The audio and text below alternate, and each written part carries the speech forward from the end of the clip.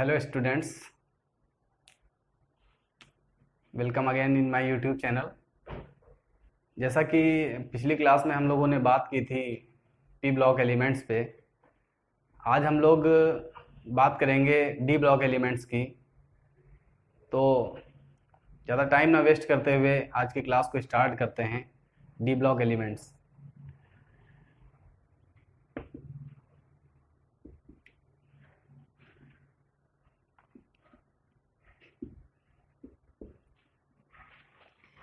देखिए, जो D block elements हैं उनको ट्रांजिशन एलिमेंट भी कहते हैं।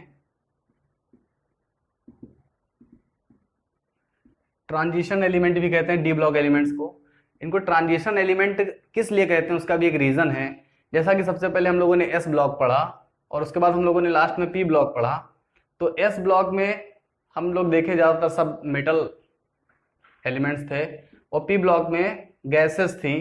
तो जब हम एस ब्लॉक से पी ब्लॉक की तरफ जाते हैं, मतलब एस ब्लॉक से पी ब्लॉक में जाते हैं, तो इनके गुणों में क्या होता है, परिवर्तन हो जाता है। मतलब यहाँ पर धातुएं थी, यहाँ पर गैसेस हैं और इनके बीच में डी ब्लॉक है। तो इन एलिमेंट्स यहाँ पर जो उपस्थित हैं, तो एस ब्लॉक से जब हम पी ब्लॉक की तरफ जाते हैं तो डी ब्लॉक से होकर जाते हैं और इनके गुणों में क्या होता है, ट्रांसफर होता है ना, गुणों में परिवर्तन हो जाता है। इसीलिए जो डी ब्लॉक के एलिमेंट है इनको ट्रांजिशन एलिमेंट भी कहते हैं। समझ गए ना? क्योंकि जब हम एस ब्लॉक से पी ब्लॉक की साइड मूव करते हैं तो इनके जो प्रॉपर्टीज हैं उसमें ट्रांसफर होता है, इसलिए डी ब्लॉक को जो है ट्रांजिशन एलिमेंट भी कहते हैं।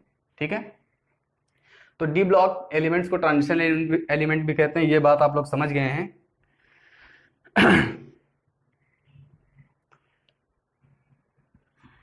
अगर हम लोग डी ब्लॉक एलिमेंट्स की बात करें तो जो डी ब्लॉक एलिमेंट्स हैं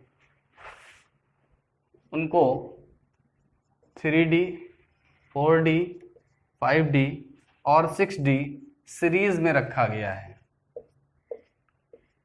ठीक है, इसकी जो 3D सीरीज है उसमें scandium, titanium, vanadium, chromium, manganese,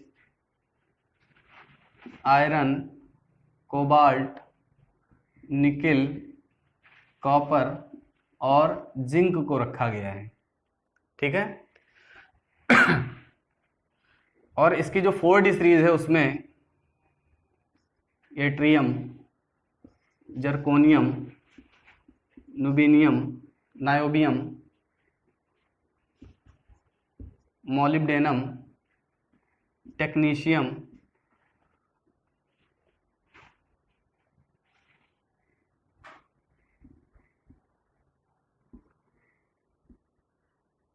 rubidium, technetium, उसके बाद रूबियम, फिर रुहडियम,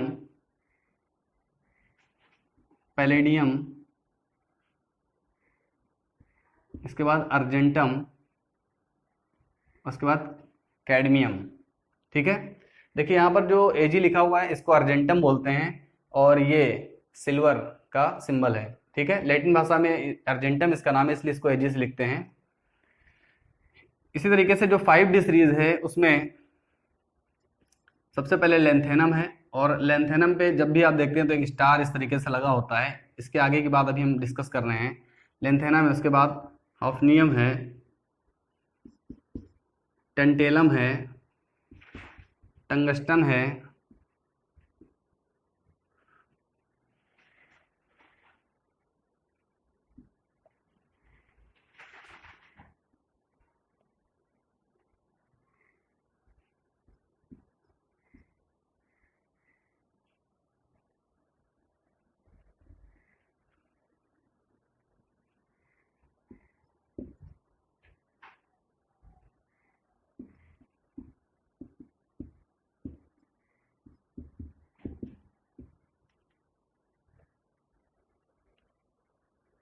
ठीक है।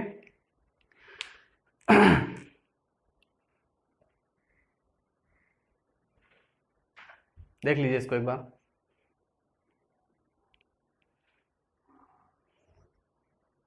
ठीक है, तो 5D सीरीज में आपने देखा लेंथेनम, हॉफनियम, टंटेलम और tungsten, rhenium, osmium, iridium, platinum, aurum और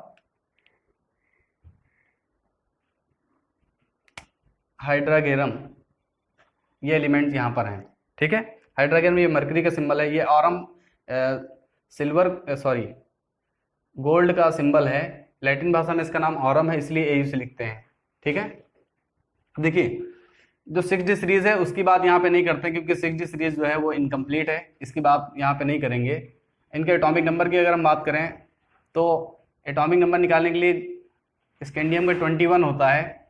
अब Sc, अब यहाँ पे याद रखें हम लोग कि अगर हम 18 और 18 अगर ऐड करेंगे तो एटॉमिक नंबर नीचे वाले का निकल के आएगा। तो जब हम 21 में 18 ऐड करेंगे तो कितना आएगा 39, 39 में फिर 18 ऐड करेंगे तो कितना आएगा 57 आएगा ना।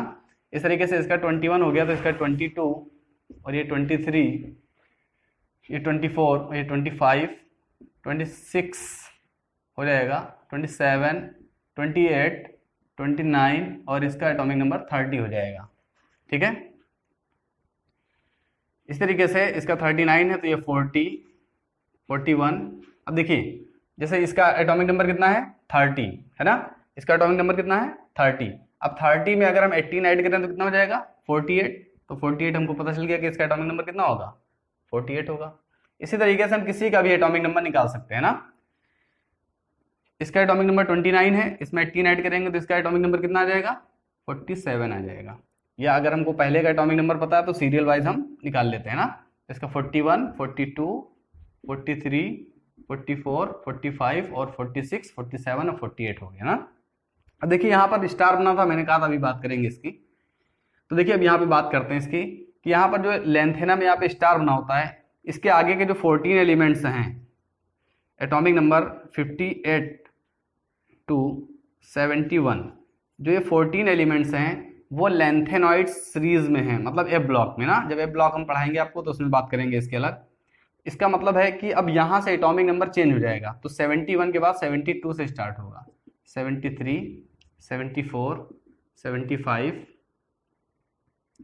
76, 77, 78, 79 और 80 होगा एटॉमिक नंबर हाइड्रागेरम मरकरी का। ठीक है, तो यहाँ पर हमने इनके एटॉमिक नंबर कैसे लिखना है ये हमने आपको बता दिया है। अब इनको याद कैसे करेंगे हम, इनके याद करने की ट्रिक क्या है वो भी आप लोग एक बार देख लीजिए। यहाँ पर देखिए जो 3D सीरीज है उसको हम कैसे याद करेंगे, उसको याद करेंगे Sachin Tendulkar very cricketer man फिकोनी क्यों जाने। देखिए यहाँ से हो गया Sachin Tendulkar very cricketer man और फिर यहाँ से फिकोनी क्यों जाने। ठीक है, इस तरीके से 3D सीरीज हमको लर्न हो जाएगी। इस तरीके से अगर हम बात करें 4D सीरीज की तो इसको भी हम याद कर सकते हैं। इसके याद करने की एक ट्रिक ये है कि ये जरूरी नहीं मोहब्बत तेरी रुलाती रहे, PDAGCD, ऐसे भी हम इसको याद कर सकते हैं। और इसके याद करने की एक ट्रिक और है कि यारी जरा निभाना मौत तक, रुकावटें राह में पड़े अगर कोई। ठीक है, इस तरीके से भी 4D सीरीज को हम याद रख सकते हैं। 5D सीरीज की अगर हम बात करें तो उसको याद रख सकते हैं ला हफ्ताऊ रे ओ सिर पट AUHG। ठीक, इस ट्रिक से हम 5D सीरीज को लर्न कर सकते हैं। तो इस सीरीज को कैसे लर्न करना है, इनके एटॉमिक नंबर कैसे लिखना है, ये मैंने आपको बता दिया है। ठीक है, अब बात करते हैं इनके इलेक्ट्रॉनिक कन्फिग्रेशन की। तो जो D ब्लॉक एलिमेंट्स होते हैं इनका लास्ट सेल का जो एटॉमिक कन्फिग्रेशन होता है वो होता है N-1 D 1 to 10 और NS0 to 2। मतलब जो D ब्लॉक के एलिमेंट होते हैं उनके लास्ट सेल का जो इलेक्ट्रॉनिक कन्फिग्रेशन होता है वो N-1 इंटू D 1 to 10 होता है और NS0 to 2 होता है। इसका मतलब ये है कि जो D ब्लॉक का S सबसेल होगा उसमें 0 से 2 तक इलेक्ट्रॉन फिल होंगे, मतलब 0, 1 और 2, 1 और 2 इलेक्ट्रॉन होंगे, है ना। और जो लास्ट सेल से एक सेल पहले वाला होगा, मतलब वायतम कोष से एक कोष पहले वाले डी उपकोष में 1 से लेके 10 तक इलेक्ट्रॉन क्रमशः भरेंगे।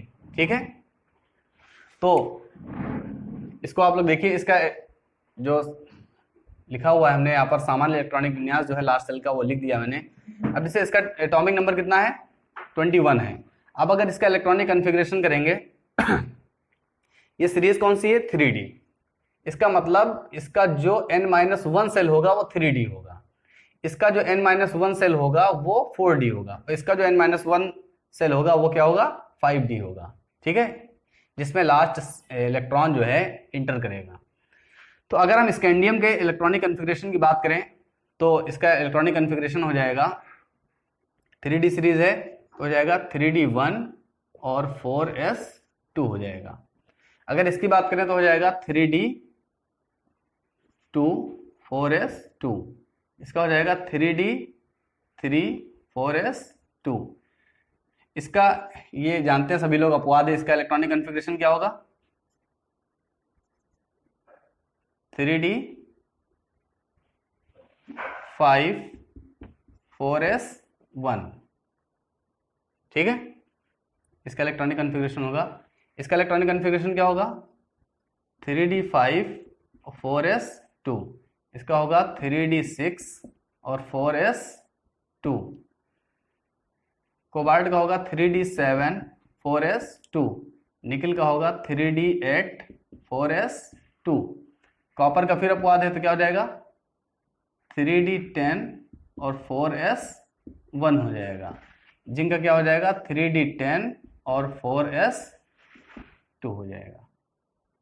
ठीक है, इनके लास्ट सेल का जो इलेक्ट्रॉनिक कन्फिग्रेशन है वो मैंने आपके सामने लिख दिया है।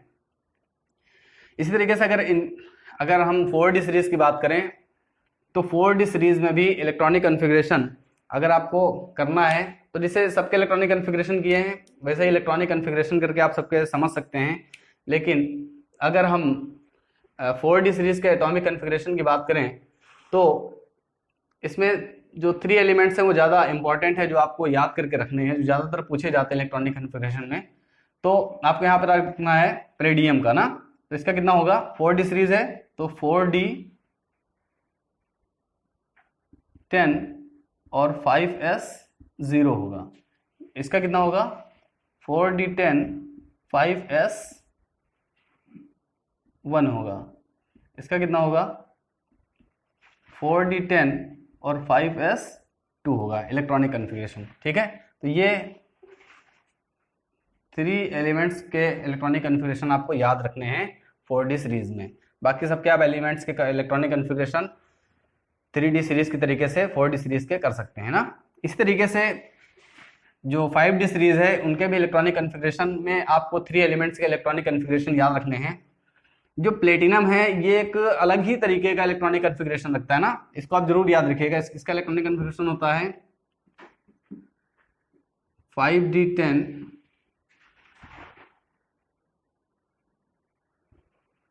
6s0,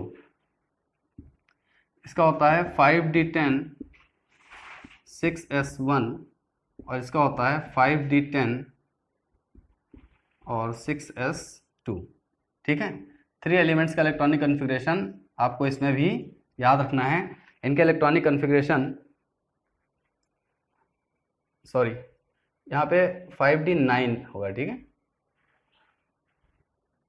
एक अलग तरीके का इलेक्ट्रॉनिक कन्फिग्रेशन शो करता है 5D9 मैंने बताया और यहाँ पे ध्यान नहीं रहा। 5D9 6s0, 5D10 6s1 और 5D10 6s2 ये इलेक्ट्रॉनिक कन्फिग्रेशन शो करते हैं। ठीक है, तो इनके इलेक्ट्रॉनिक कन्फिग्रेशन आप लोग एक बार देख लीजिए। इनके इलेक्ट्रॉनिक कन्फिग्रेशन को अच्छी तरीके से आप लोग नोट कर लीजिए और यहाँ पे ध्यान रखिएगा कि इस तरीके से इसके बेस पे आपको लास्ट सेल का इलेक्ट्रॉनिक कन्फिग्रेशन करना है। कन्फिग्रेशन में कोई भी दिक्कत आपको नहीं होनी चाहिए।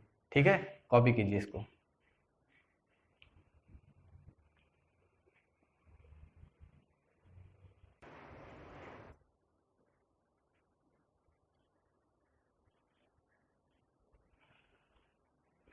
हाँ, तो देखिए एटॉमिक नंबर बता दिया आपको। ठीक है, अब देखिए एक चीज यहाँ पर समझ लीजिए कि डी में कितने इलेक्ट्रॉन जा रहे हैं, 10। अब देखिए जैसे मैंने बताया था कि एस में 2 ही इलेक्ट्रॉन जाते हैं, पी में 6, डी में 10। इसके बाद जब एफ आएगा तो एफ में दिखाएंगे कि 14 इलेक्ट्रॉन जाएंगे, है ना। तो इस तरीके से अगर हम शो करें यहाँ पर तो एक चीज़ हम देखते हैं, एक चीज़ आप लोग जनरली याद रखिए बिल्कुल कि एस में एस जो ब्लॉक होता है, एस ब्लॉक के एक आवर्त में कितने इलेक्ट्रॉन होते हैं, दो ही तो होते हैं भैया। एस ब्लॉक के एक आवर्त में कितने इलेक्ट्रॉन होते हैं? 2 इलेक्ट्रॉन हो सकते हैं। जैसे अगर हम बात करें तो एस ब्लॉक में लिथियम और बेरिलियम 2 ही तो हैं, तो एस ब्लॉक में कितने इलेक्ट्रॉन जाएंगे? 2, है ना। इस तरीके से जो अगर हम पी ब्लॉक में भी देखते हैं तो हमने बताया था कि ग्रुप 13, 14, 15, 16, 17 और 18 6 हैं वहाँ पे ग्रुप, इसलिए वहाँ पर 6 इलेक्ट्रॉन जाते हैं। और जो डी ब्लॉक है उसमें हम लोग देख रहे हैं कि डी ब्लॉक में 10 यहाँ पे एलिमेंट आपको दिख रहे हैं ना, 10 एलिमेंट दिख रहे हैं, इसलिए डी में कितने इलेक्ट्रॉन जाएंगे? सिर्फ 10 जा सकते हैं, है ना, क्योंकि प्रसार सिर्फ 10 एलिमेंट्स तक ही इसका हो रहा है। तो जैसे कि हमने अभी आपको बता दिया कि एटॉमिक नंबर कैसे लिखना है, ठीक है। यहाँ पर देखिए एक इलेक्ट्रॉन इधर हमने कम किया है तो यहाँ पर एक इलेक्ट्रॉन बढ़ जाएगा ना, ठीक। इनके जनरल एटॉमिक कॉन्फ़िगरेशन आप लोग याद कर रखिएगा इनका। अब हम लोग बात करते हैं इसी में डी ब्लॉक में ही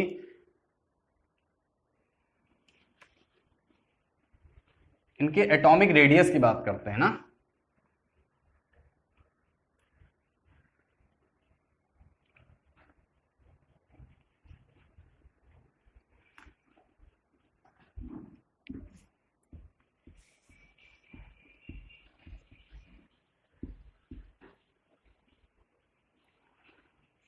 देखिए पहले पॉइंट पे हम लोग डिस्कस कर रहे हैं एटॉमिक रेडियस, परमाणु त्रिज्या।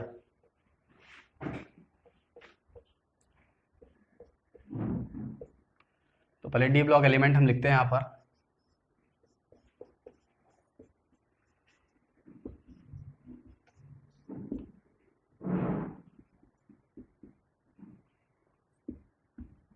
ठीक है, ये मैंने डी ब्लॉक एलिमेंट यहां पे लिख दिए।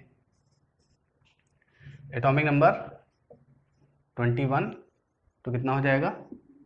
40 हो जाएगा ना। अगर इनके एटॉमिक रेडियस परमाणु त्रिज्या की हम बात करें तो अगर देखिए परमाणु त्रिज्या में 2 तरीके से हम यहाँ पे, एक तो लेफ्ट टू राइट अगर हम बात करें, और दूसरा हो सकता है अप टू बॉटम। ठीक है, एक तो अगर हम लेफ्ट टू राइट मूव करेंगे और एक दूसरा है कि अगर हम up to bottom, up to down, ऊपर से नीचे की तरफ जाएंगे तो एटॉमिक रेडियस क्या होगी डी ब्लॉक में ना। तो देखिए डी ब्लॉक में क्या होता है कि अगर हम लेफ्ट टू राइट मूव करते हैं, लेफ्ट टू राइट अगर हम मूव करते हैं तो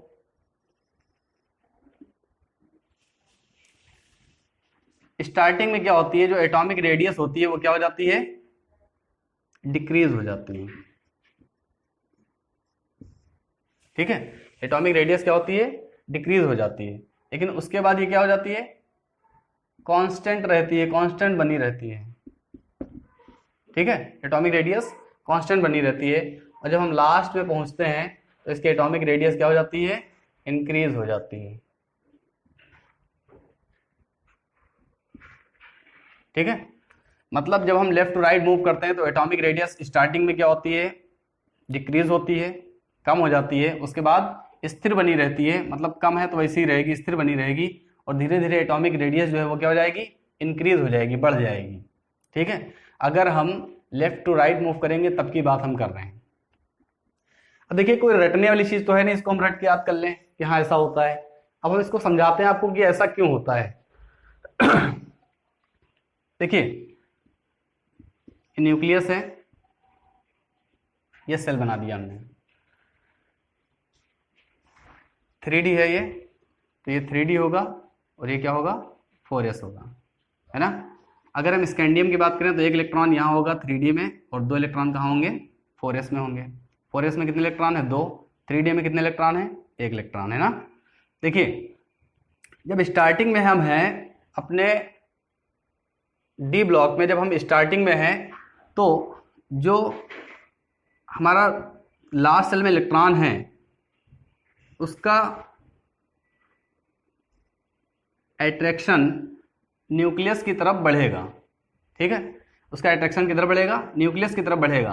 तो जो ये न्यूक्लियस है वो हमारे वैलेंस सेल के इलेक्ट्रॉनों को अपनी तरफ खींचेगा, और जब वैलेंस सेल के इलेक्ट्रॉनों को अपनी तरफ खींचेगा तो ये जो हमारा लास्ट सेल है वो क्या होगा, न्यूक्लियस की तरफ खींच जाएगा। जब न्यूक्लियस की तरफ खींचेगा ये, तो इसकी जो रेडियस होगी वो क्या हो जाएगी, कम हो जाएगी। तो वही हमने बताया कि इसकी जो रेडियस है वो क्या होगी, कम हो जाएगी, है ना।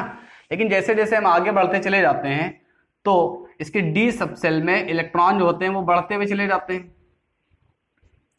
क्या होते हैं, डी सब सेल में इलेक्ट्रॉन बढ़ते हुए चले जाते हैं। इससे जब ये इलेक्ट्रॉन जो है वो वैलेंस सेल के इलेक्ट्रॉनों पे क्या करते हैं,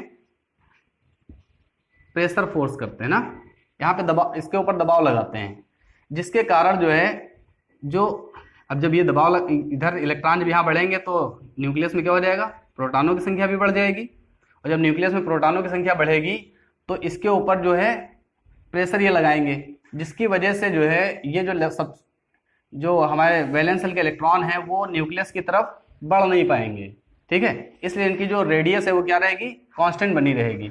ये जो डी सब सेल के इलेक्ट्रॉन है वो जो वैलेंस सेल के इलेक्ट्रॉनों पर दाब लगाते हैं, इसको बोलते हैं स्क्रीनिंग,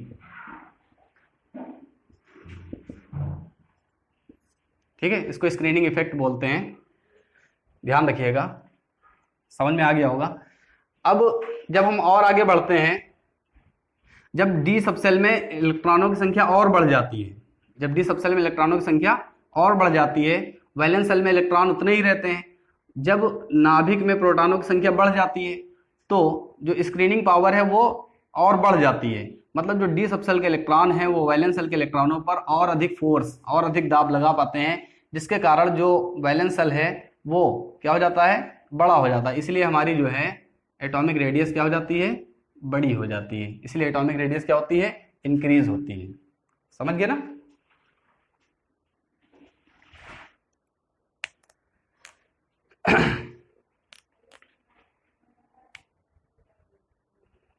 अब हम बात करते हैं अगर हम अप टू डाउन जाएं,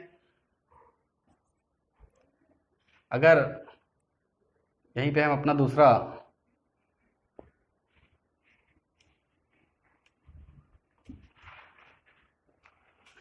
आवर्त लिखते हैं इसका,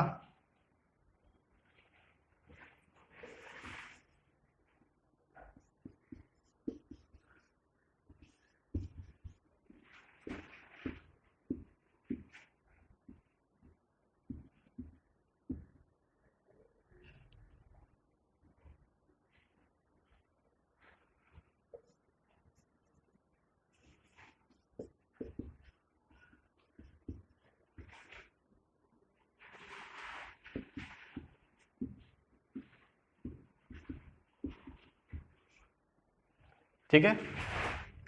अगर हम अप टू डाउन जाएंगे तो अगर हम परमाणु त्रिज्या की बात करें, एटॉमिक रेडियस की बात करें, तो जब हम अप टू डाउन जाते हैं तो एटॉमिक रेडियस जो होती है वो इंक्रीज होती है, ठीक है। और जब और नीचे जाते हैं, मतलब 3D से जब हम 4D पहुंचते हैं तो एटॉमिक रेडियस इंक्रीज होती है। लेकिन जब हम 4D से 5D पहुंचते हैं, 4D से 5D पहुंचते हैं तो इसकी एटॉमिक रेडियस क्या हो जाती है, कांस्टेंट रहती है, ठीक है। देखिए अगर हम यहां की बात करें तो एटॉमिक रेडियस जो अप टू डाउन है वो इंक्रीज ही होगी, लेकिन जब लैंथेनम के बाद यहाँ पर हॉफनियम में हम आ जाएंगे, इसके आगे चूंकि यहाँ पर एफ ब्लॉक आ जाता है, और एफ ब्लॉक आने के कारण इसका जो लास्ट इलेक्ट्रॉन है वो n-2 इंटू एफ में जाता है ना, इसलिए इसकी स्क्रीनिंग क्या हो जाती है, कम हो जाती है, और जेड इफेक्टिव पावर क्या हो जाता है, बढ़ जाता है। इसीलिए इसका जो लैंथेनम के बाद की जो एटॉमिक रेडियस होती है, परमाणु त्रिज्या होती है, वो क्या होती है, कांस्टेंट रहती है, ठीक है। जब हम स्कैंडियम से मतलब 3D से 4D में जाते हैं तो इसकी एटॉमिक रेडियस क्या होती है, इंक्रीज होती है, और जब 4D से 5D जाते हैं तो अगर लैंथेनम की बात है तो इंक्रीज ही होगी, लेकिन अगर यहाँ पे हॉफनियम होगी, जब हम यहाँ पर आ जाएंगे तो ये लैंथेनम के बाद एफ ब्लॉक, यहाँ पर जो एलिमेंट शुरू हो जाएंगे, यहाँ पे 57 होता है, इसके बाद 72 इसका एटॉमिक नंबर होता है ना, इसके बाद के 14 एलिमेंट कहाँ पे हैं, एफ ब्लॉक में। इसी कारण जो है यहाँ पर इसकी एटॉमिक रेडियस क्या हो जाती है, कांस्टेंट रहती है। तो एक बात आप लोग समझ गए हैं कि जब हम लेफ्ट टू राइट मूव करते हैं तो परमाणु त्रिज्या जो है वो स्टार्टिंग में क्या होती है, घटती है, उसके बाद स्थिर हो जाती है और उसके बाद धीरे धीरे फिर बढ़ना शुरू हो जाती है। लेकिन जब हम अप टू डाउन जाते हैं तो एटॉमिक रेडियस जो परमाणु त्रिज्या है वो पहले बढ़ती है और उसके बाद धीरे धीरे क्या हो जाती है, कांस्टेंट हो जाती है, स्थिर हो जाती है। ठीक है, तो ये परमाणु त्रिज्या की बात कर रहे थे, आप लोग जो है इसको कॉपी कर लीजिए।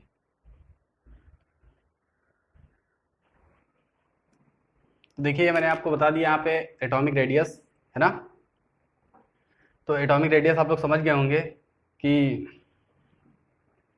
अगर अप टू डाउन जाएंगे तो पहले क्या होगा, इंक्रीज होगी, फिर क्या हो जाएगी, कांस्टेंट हो जाएगी, क्योंकि यहाँ पर ये लेंथेनाइट शुरू हो जाती है और लेंथेनाइट कॉन्ट्रैक्शन की वजह से जो है इसकी स्क्रीनिंग पावर क्या हो जाती है, कम हो जाती है। इसलिए जो न्यूक्लियस है उसका इफेक्टिव न्यूक्लियर चार्ज जो है वो बढ़ जाता है, इसलिए जो है इसकी साइज क्या हो जाती है, कांस्टेंट रहती है।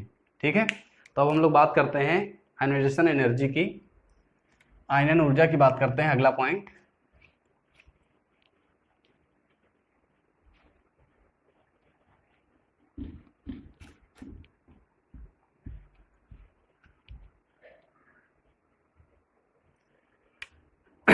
यहाँ पे एलिमेंट हम लिखे दे रहे हैं।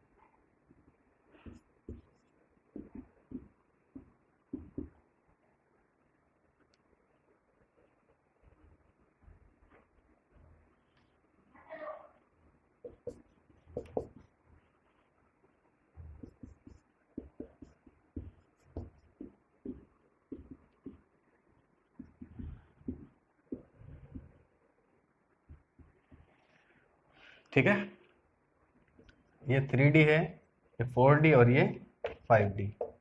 ठीक, देखिए हम बात करेंगे आयनन ऊर्जा की।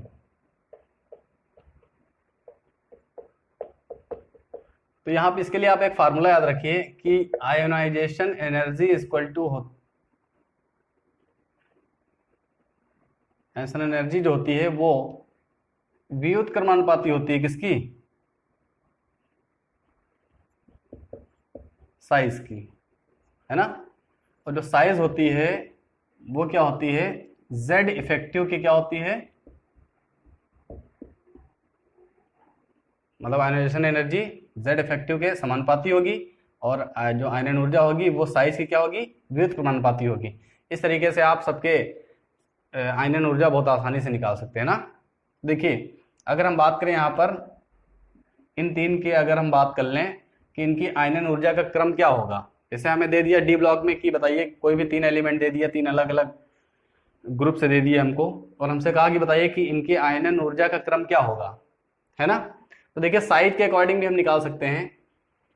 तो अगर साइज के अकॉर्डिंग निकालें तो पहले ऊपर से नीचे जाएंगे तो क्या होगा, ऊपर से नीचे जाएंगे तो साइज क्या क्या होगा, डिक्रीज होगा ना, सॉरी, ऊपर से नीचे जाएंगे तो साइज क्या होगा, इंक्रीज होगा। सबसे पहले हमने लिख लिया कॉपर, फिर अर्जेंटम और फिर ऑरम।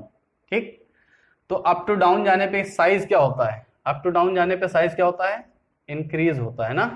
तो साइज जब इंक्रीज होगा तो आयनन ऊर्जा क्या होगी,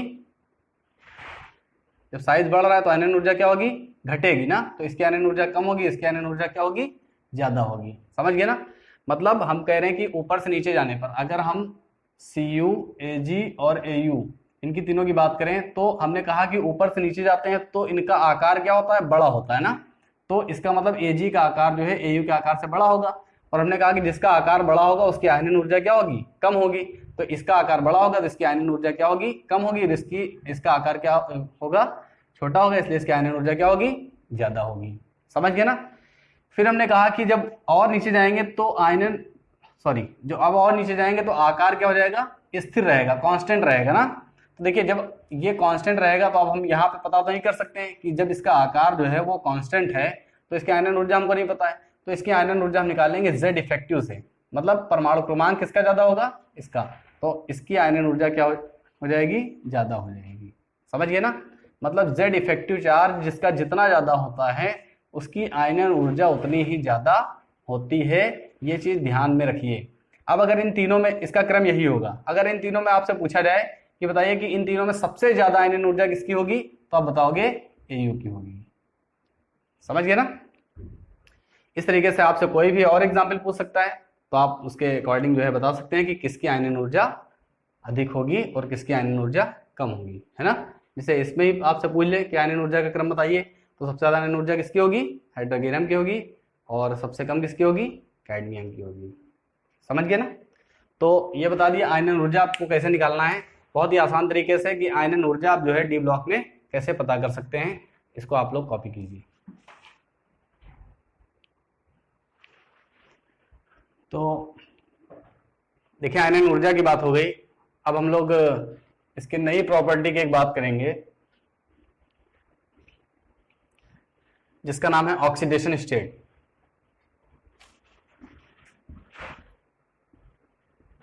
ऑक्सीकरण संख्या, ठीक है।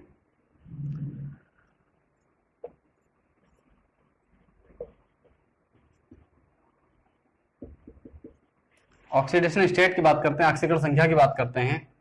जैसे स्कैंडियम है, एटॉमिक नंबर 21, अगर लास्ट सेल का इलेक्ट्रॉनिक कॉन्फ़िगरेशन देखें तो क्या होगा, 3d1 और 4s2 होता है ना। अब देखिए ये अपने वैलेंस सेल से 2 इलेक्ट्रॉन डोनेट करेगा तो इसकी ऑक्सीकरण संख्या कितनी होगी, 2 होगी, है ना। और अगर ये वैलेंस सेल से 2 इलेक्ट्रॉन ना डोनेट करके सिर्फ 1 इलेक्ट्रॉन डोनेट करे तो ऑक्सीकरण संख्या कितनी होगी, 1 होगी, +1 होगी ना। और अगर ये अपने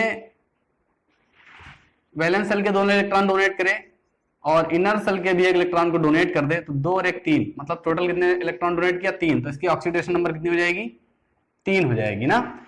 इसका मतलब यह है कि जो डी ब्लॉक के एलिमेंट हैं, जो डी सबसेल के एलिमेंट हैं, वो वेरिएबल ऑक्सीडेशन नंबर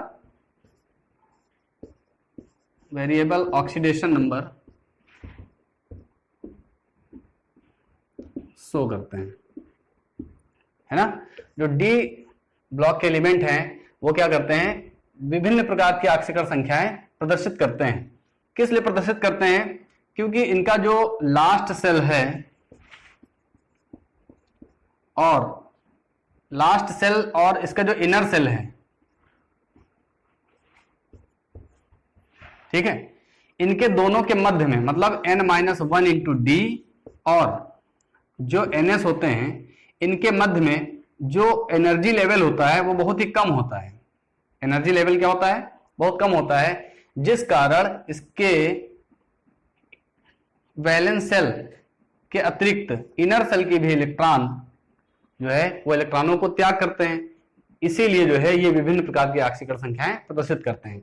मतलब अगर क्वेश्चन ये है कि डी ब्लॉक के तत्व विभिन्न प्रकार की ऑक्सीकरण संख्याएं क्यों प्रदर्शित करते हैं, तो इसका आंसर ये है क्योंकि डी ब्लॉक के तत्व जो हैं उसमें जो संयोजी कोष होता है और जो अंतःकोष होता है, उनके दोनों के मध्य में जो ऊर्जा स्तर है वो बहुत ही कम होता है, जिस कारण बंध बनाने में, साझेदारी में या कंपाउंड बनाने में कह सकते हैं, इलेक्ट्रॉनों को त्यागने में संयोजी कोष के अतिरिक्त इनर सेल के भी इलेक्ट्रॉन क्या करते हैं, पार्टिसिपेट करते हैं, भागीदारी करते हैं। इसीलिए इनकी विभिन्न प्रकार की ऑक्सीकरण संख्याएं शो होती हैं, ठीक है।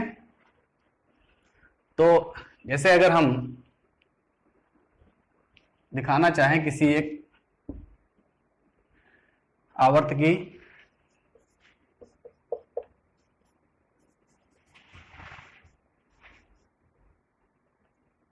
ठीक है, इसका एटॉमिक नंबर 21, इसका 22, इसका 23, इसका 24 और इसका 25,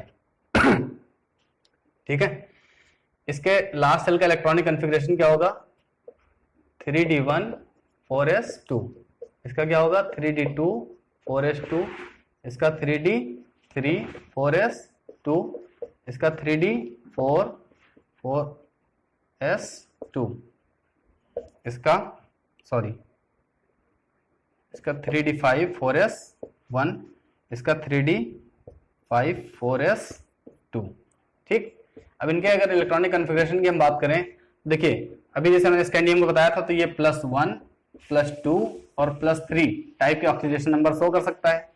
इसी तरीके से अगर इसमें बात करें तो ये अपने वैलेंस शेल का एक इलेक्ट्रॉन डोनेट कर सकता है, या दोनों, या इसके भी दो, अगर ये इसमें का अगर एक त्याग करेगा तो 3 और फिर एक 4। इस तरीके से ऑक्सीडेशन नंबर शो करता है, कर सकते हो बहुत ही आसान तरीके से, मैंने आपको बता दिया है।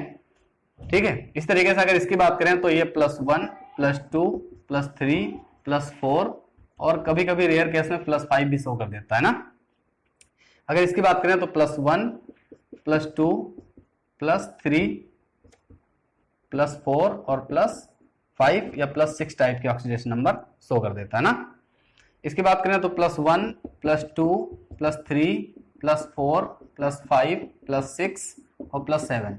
अगर आपसे क्वेश्चन ये पूछा जाए कि सबसे ज्यादा ऑक्सीकरण संख्याएं डी ब्लॉक में कौन प्रदर्शित करता है, तो आप कहोगे मैग्नीज। ठीक है, इस तरीके से अगर हम बात करें, स्कैंडियम हो गया, टाइटेनियम हो गया, रेडियम, क्रोमियम, मैग्नीज हो गया। इसके बाद अगर हम बात करें आयरन की, है ना, तो इसके लास्ट सेल का इलेक्ट्रॉनिक कन्फिग्रेशन क्या होगा, 3d6 और 4s2। क्या हो जाएगा ऑक्सीडेशन नंबर, अगर ये दोनों इलेक्ट्रॉन डोनेट कर दे तो अगर एक करेगा तो +1 फिर +2 +3 और +4 या +6 टाइप के ऑक्सीडेशन नंबर शो कर सकता है ना। इस तरीके से कोबाल्ट की बात करें तो 3d7 और 4s2 इसका लास्ट सेल का इलेक्ट्रॉनिक कन्फिग्रेशन होगा।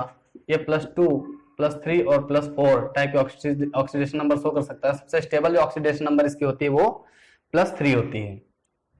ठीक है, तरीके से अगर हम निकल की बात करें तो इसका होता है 3d8 और 4s2 इसका लास्ट सेल का ऑक्सीडेशन नंबर होता है। वो ये जो ऑक्सीडेशन नंबर शो करता है वो +2 और +4 टाइप के ऑक्सीडेशन नंबर शो करता है। ठीक है, इस तरीके से अगर हम कॉपर की बात करें तो इसका लास्ट सेल का इलेक्ट्रॉनिक कन्फिग्रेशन होता है 3d10 और 4s1 होता है।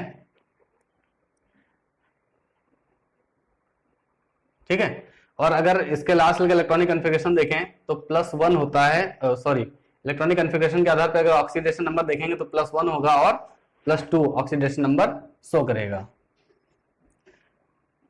ठीक है, इसी तरीके से अगर जिंक की बात करें तो जिंक का होता है 3d10 और 4s2 ऑक्सीडेशन नंबर शो करता है, और इसके ऑक्सीडेशन नंबर होता है +2।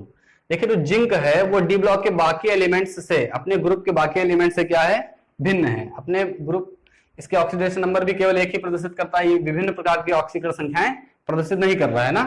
ये विभिन्न प्रकार की ऑक्सीकरण संख्या प्रदर्शित नहीं कर रहा है, सिर्फ एक ही प्रकार की ऑक्सीकरण संख्या प्रदर्शित कर रहा है। इसलिए जो जिंक है वो अपने ग्रुप में या डी ब्लॉक में आप कह सकते हैं कि एक अलग प्रकार का तत्व है, मतलब बाकी की तरह वेरिएबल ऑक्सीडेशन नंबर शो नहीं करता है। ठीक है, जो जिंक है इसकी बात कर रहे हैं, इसको आप लोग कॉपी कीजिए।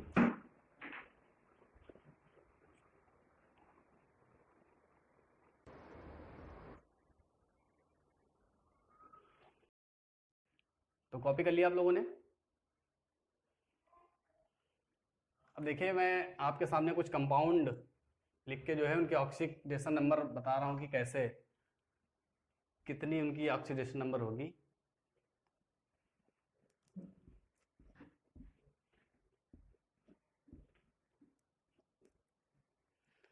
है ना, तो जैसे सबसे पहले मैं लिखूं FeO। ठीक, तो FeO में Fe की ऑक्सीडेशन नंबर कितनी होगी, +2 होगी। और इसी तरीके से अगर हम लिखें Fe2O3 तो Fe की कितनी होगी, +3 होगी। या हम लिखते हैं NiCl2 तो NiCl2 में Ni की कितनी होगी, +2 होगी ना ऑक्सीडेशन नंबर। और अगर हम लिखें NiCl4 तो NiCl4 में Ni की ऑक्सीडेशन नंबर कितनी होगी, 4 होगी। यहाँ से सिंपल देख लेंगे। इस तरीके से अगर लिखा हो MnO2 तो Mn की ऑक्सीडेशन नंबर कितनी होगी, +4 होगी ना। देखिए लिखा हो MnCl2 तो Mn की कितनी होगी, +2 होगी ना। ऐसे लिखा हो MnO4 माइनस तो Mn की ऑक्सीडेशन नंबर कितनी होगी, +5 होगी। ठीक है, इस तरीके से इनके ऑक्सीडेशन नंबर निकालेंगे। ठीक है, तो स्टूडेंट्स, आज की क्लास को यहीं पे समाप्त करते हैं और उम्मीद है कि आज जो डी ब्लॉक पे हम लोगों ने डिस्कस किया वो आपको समझ में आया होगा। बाकी डी ब्लॉक के जो और कंपाउंड्स होते हैं, जो डी ब्लॉक के एलिमेंट्स हैं, वो जो विभिन्न प्रकार के कंपाउंड्स बनाते हैं, उन पे भी हम डिस्कस करेंगे अपनी अगली क्लास में। और जाते जाते जो मैंने आपको डी ब्लॉक पढ़ाया उस पर आपको एक क्वेश्चन देकर जा रहा हूँ कि जो जिंक है, जिंक को डी ब्लॉक में रखा गया है, लेकिन जिंक को ट्रांजिशन एलिमेंट नहीं बोलते हैं। इसका रीज़न क्या है? जिंक को डी ब्लॉक में रखा गया है लेकिन जिंक को ट्रांजिशन एलिमेंट नहीं कहते हैं। इसका कारण क्या है? इसको आपको हमारे यूट्यूब चैनल के कमेंट बॉक्स में बताना है। ठीक है, तो आज की क्लास को यहीं पे समाप्त करते हैं। Thank you.